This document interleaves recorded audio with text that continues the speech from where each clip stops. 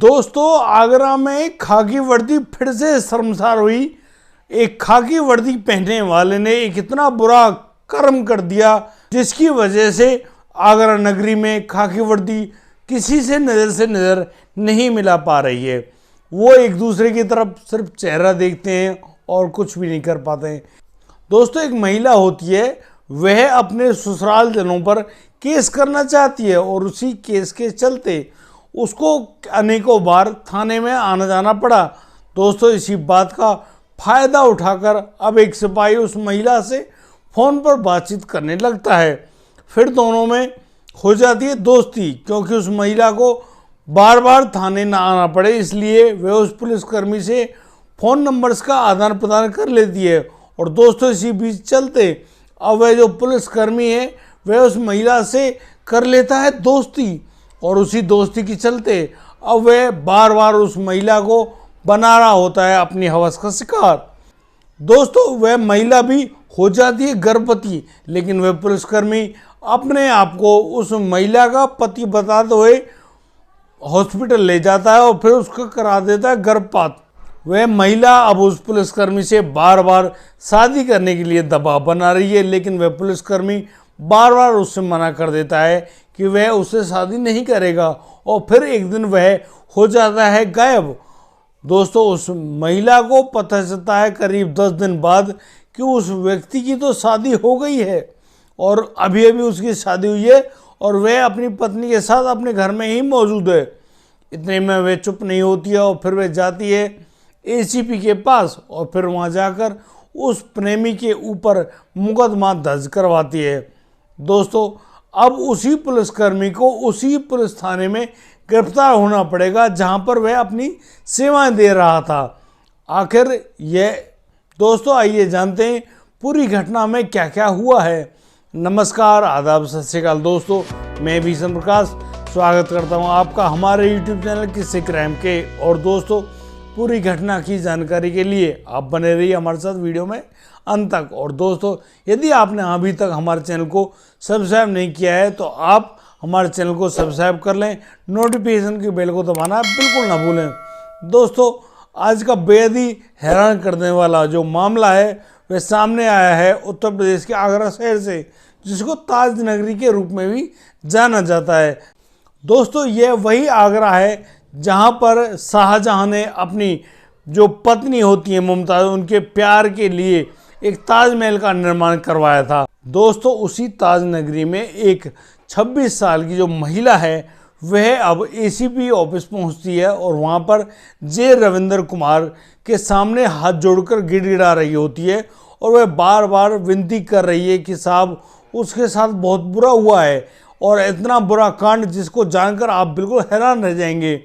यहाँ पर वो एसीपी साहब उनसे कहते हैं कि अपनी जो बात है वह विस्तार से बताइए और हमको उसकी लिखित जानकारी भी दीजिए।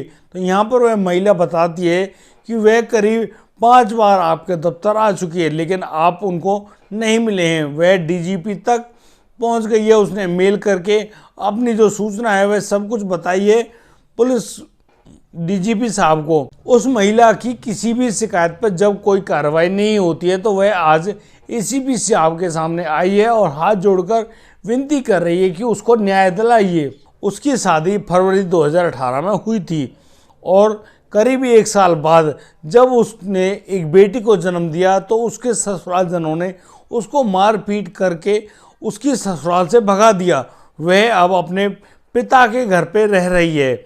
वह अपने ससुरालजनों द्वारा किए गए इस अत्याचार के खिलाफ जब पुलिस में कंप्लेंट कराने के लिए पुलिस थाने गई तो उस पुलिस थाने में वह जब कंप्लेंट करा देती है तो यहाँ से उस पुलिस थाने से एक पुलिसकर्मी काम करता है जिसका नाम योगेंद्र सिंह है।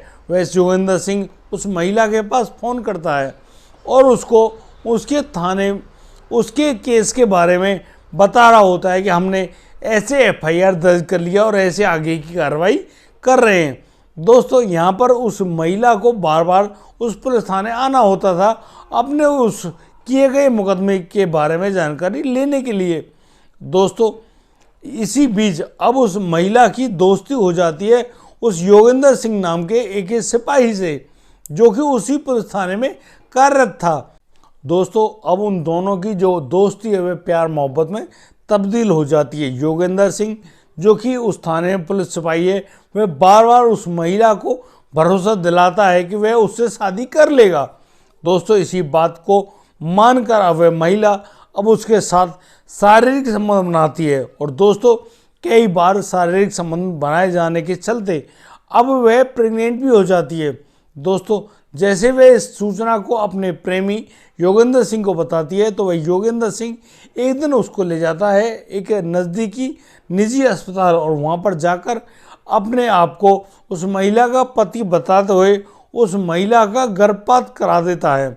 दोस्तों इसके बाद अब वो उस महिला से उसका मिलना जुलना थोड़ा कम हो जाता है, लेकिन वह लगातार उस महिला से बातें किया करता है।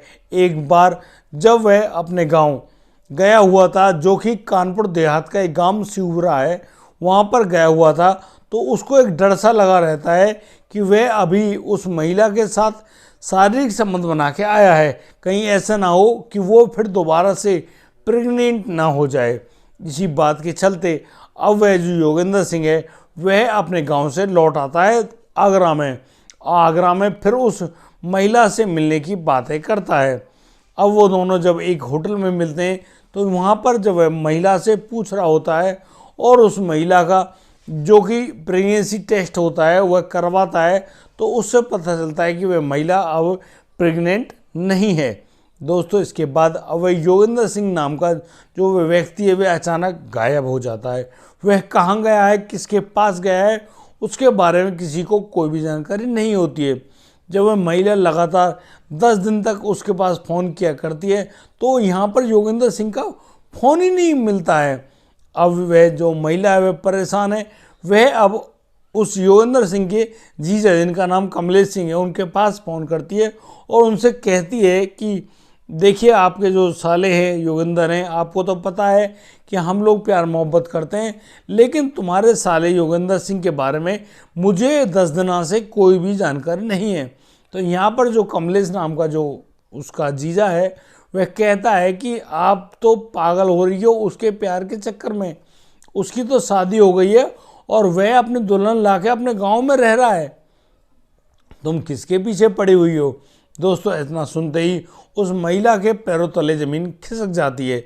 यानी कि एक पुलिसकर्मी जो कि एक भरोसे का प्रतीक होता है, वही आदमी उसके साथ इतना बड़ा छल कर रहा है, ऐसा उसने सपने में भी नहीं सोचा था। अब वह बहुत ज़्यादा परेशान हो जाती है। कई बार उसका मरने का भी मनसा करता है, लेकिन वह अब आगे नहीं बढ़ती है और वह ऐसा कुछ भी नहीं करती है। वह अब पुलिस के पास जाना ही पसंद करती है और वह उसी पुलिस थाने में रिपोर्ट लिखा कर आती है कि आपके थाने में कार्यरत जो योगेंद्र सिंह नाम का व्यक्ति है उसने उसके साथ छल किया है, छल ही नहीं उसके साथ बलात्कार भी किया है और तो और उसने उसका गर्भपात भी कराया है। आखिर एक पुलिसकर्मी उसके साथ इतना बुरा धोखा कैसे दे सकता है। दोस्तों यहाँ पर वह महिला है वह लगातार योगेंद्र सिंह के पास फ़ोन कर रही है और उनसे कह रही है कि आप लौट आओ, उसके लिए वो इंतज़ार कर रही है, लेकिन योगेंद्र सिंह की तरफ से सूचना मिलती है कि वह कभी भी लौटकर नहीं आएगा। दोस्तों अब वह जो महिला है वह बहुत ज़्यादा परेशान है। 15 जनवरी से लगातार धक्के खा रही है पुलिस थानों में और यहाँ पर उसके कहने पर कोई भी तहरीर यानी कि कोई मुकदमा या कोई कंप्लेंट दर्ज ही नहीं की गई है। यानी कि एक पुलिसकर्मी अपना प्रभाव दिखा रहा है और उसी थाने में उसकी कोई रिपोर्ट दर्ज नहीं की गई है। दोस्तों जैसे ही एसीपी साहब के पास वह महिला जाती है और अपनी विनती कर रही होती है, लिखित में भी सूचना देती है, तब जाकर एसीपी साहब द्वारा दिए गए निर्णय के अनुसार अब उस महिला को कह दिया जाता है कि तुम्हारे ऊपर जिसने भी ये खिलवाड़ किया है, जिसने भी ये गलत काम किया है, उसको उसके किए की सज़ा भरपूर मिलेगी। और एसीपी साहब के कहने के मुताबिक अब उस योगेंद्र सिंह के खिलाफ मुकदमा दर्ज कर लिया गया है और अब उसको गिरफ्तार करने का आदेश भी दे चुके हैं। दोस्तों बहुत जल्दी उस योगेंद्र सिंह नाम के जो पुलिसकर्मी है उसको उसी थाने में बंद होना पड़ेगा, यानी कि जेल जाना पड़ेगा जिस थाने में वह एज ए पुलिसकर्मी कार्य करता है। दोस्तों ये बेहद ही खतरनाक घटना है। यदि आप प्यार मोहब्बत करते हो या प्रेम करते हो तो आप अपने प्रेम को पूर्ण रूप से आगे करिए।